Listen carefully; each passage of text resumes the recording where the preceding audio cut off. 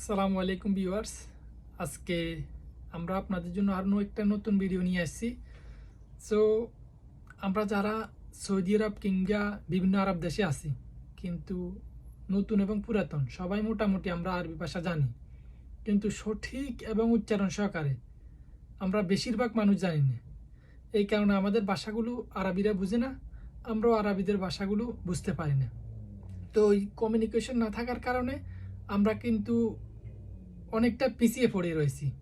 সঠিক এবং যদি আমরা ভাষা জানি সঠিকভাবে উচ্চারণ সহকারে, তাহলে যে আমাদের মানটা একটু উপরে উঠবে এবং কি কর্মজীবনে আমরা বিভিন্ন সুযোগ সুবিধা ভোগ করতে পারবো।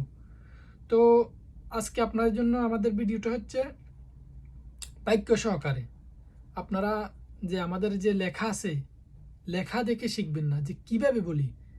আমি প্রায় সময় ভিডিওতে বলি যে আরবি কিন্তু আরবি যে হরফ আছে এগুলো কিন্তু আমাদের বাংলা ভাষার সাথে মিল হয় না। তো এগুলা আমাকে ফলো করবেন যে আমি কিভাবে বলতেছি। লেখা দেখে শিখলে আপনি অনেকটা ভুল হবে। চলুন, আজকে হচ্ছে তুমি ভিতরে আসো। এটার বলবেন ইনতা তাল জুয়া। ইনতা তাল জুয়া, এটা হচ্ছে তুমি ভিতরে আসো। তারপরে হচ্ছে এটা কেমন কথা, কেফ হাদাল কালাম। কেফ হাদাল কালাম, কেফ হচ্ছে কেমন, হাদা হাদা আল, মানে এটা একসাথে বলে হাদাল কালাম, যেটা কেমন কথা। ফরটা হচ্ছে ইনটা ওয়েন রো, যে তুমি কোথায় যাও। কেফ হুয়া আলহিন, কেফ অর্থ কেমন, হুয়া মানে সে, আলহিন অর্থ হচ্ছে এখন, যে সে কেমন আছে এখন।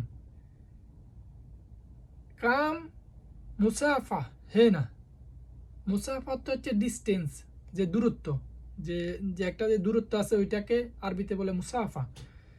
তো এখানে দূরত্ব কত। তারপর হচ্ছে তুমি বাহিরে দাঁড়াও, এটা বলবেন ইনতা ওয়াকগেফ বাররা। ওয়াকগেফ অর্থ হচ্ছে দাঁড়ানো।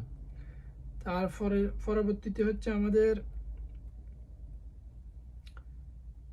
লাগবে না কোনো কিছু। যখন আপনি বলবেন যে আমার লাগবে না, তখন বলবেন যে আনা মা ইয়াবগা।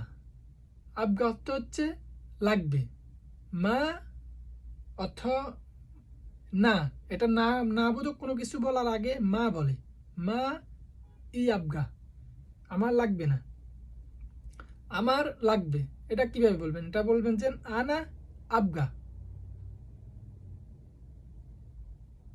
সমাধান কি, এটা হচ্ছে যে এস আল হাল।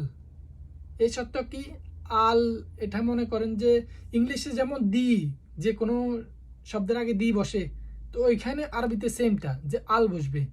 হাল অর্থ হচ্ছে অবস্থা, যেটা সঠিকভাবে হবে যে এখনকার অবস্থা কি, যে এস আল হাল, এটার মানে করণীয় কি। আমি পারবো না বা পারবো না, এটা হচ্ছে মা ইয়াকদার। মা ইয়াক, কাফটা কিন্তু এখানে উচ্চারণ থেকে আসবে, কফ কফ, মা ইয়াকদার বা মা ইয়াকদার।